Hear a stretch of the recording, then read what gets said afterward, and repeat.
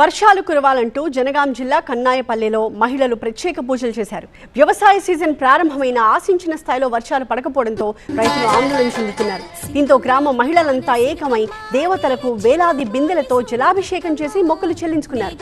తెలుగు రాష్ట్రాల్లో వర్షాల కోసం కప్పలకు పెళ్లిళ్లు చేస్తున్నారు. కోనసీమ జిల్లా వాడపాలెం గ్రామస్తులు వర్షాలు కురవాలని కోరుతూ పూజలు చేసి కప్పలకు వివాహం జరిపించారు. డప్పు వాయిద్యాలు, మేళతాళాలు, బాణాసంచా పేలుళ్ల నడుమ పెళ్లి ఘనంగా జరిగింది. ఇటు నిర్మల్ ఆగ్రో అసోసియేషన్ ఆధ్వర్యంలో బాజా భజంత్రీల నడుమ కప్పల్ని ఊరేగించారు.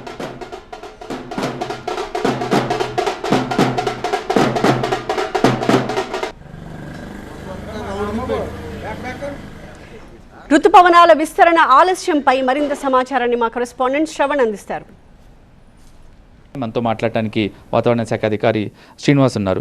శ్రీనివాస్ గారు, మాన్సూన్స్ ఋతుపవనాలు తెలంగాణ మధ్య వరకు వచ్చి ఆగిపోయాయి.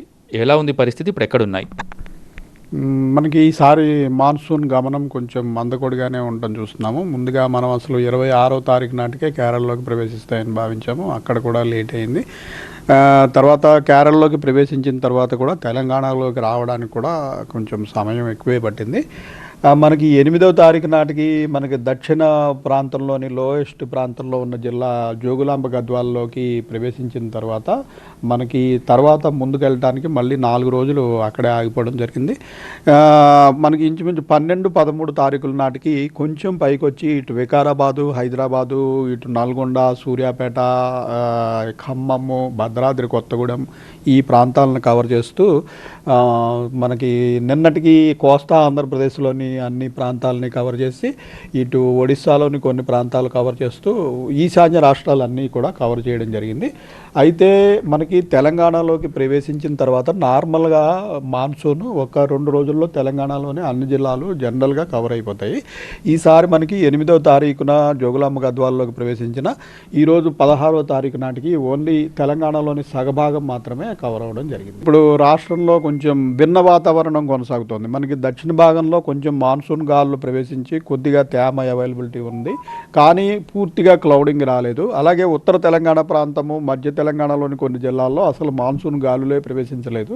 సో ఆ భాగంలో ఏంటి అవుతుందంటే మనకి ఇటు ఉత్తర దిశ నుంచి అలాగే వాయువ్య దిశ నుంచి ఇవి ఉత్తర భారతదేశం నుంచి వేడిగాలు వచ్చేస్తున్నాయి అటువైపు. సో ఉత్తర తెలంగాణలోని ఆదిలాబాదు, కొమరంభీం, మంచిర్యాల ఈ ప్రాంతంలో ఏంటంటే మనకి హీట్ వేవ్ పరిస్థితులు కొనసాగుతుండగా ఇటు దక్షిణ తెలంగాణలో అవైలబుల్ మాయిశ్చర్ ఉన్న దగ్గర ఈ వేడిమి వల్ల మధ్యాహ్న సమయం, సాయంత్రం సమయంలో క్యూములోనింబస్ మేఘాల తాకిడి వల్ల వర్షాలు పడుతున్నాయి. మాన్సూన్ గాలులు కొంచెం వేగం పుంజుకుని రాగల 3-4 రోజుల్లో తెలంగాణ అంతా కవర్ అవుతుందని ప్రస్తుతం మనకి ఫోర్కాస్ట్లో కొంచెం సూచనలు ఉన్నాయి. అందుకని ఈ 3 రోజుల్లో కనుక ఉత్తర తెలంగాణలో కూడా ప్రవేశించినట్టయితే అట్లీస్ట్ ఒక 2-3 డిగ్రీల టెంపరేచర్లు తగ్గి మనకి పెద్దగా వర్షం పడకపోయినా 2-3 డిగ్రీల టెంపరేచర్ తగ్గి మనకి హీట్ వేవ్ పరిస్థితుల నుంచి బయటపడే అవకాశం ఉంటుంది. With camera person Sampath, Shravan, TV9 Hyderabad.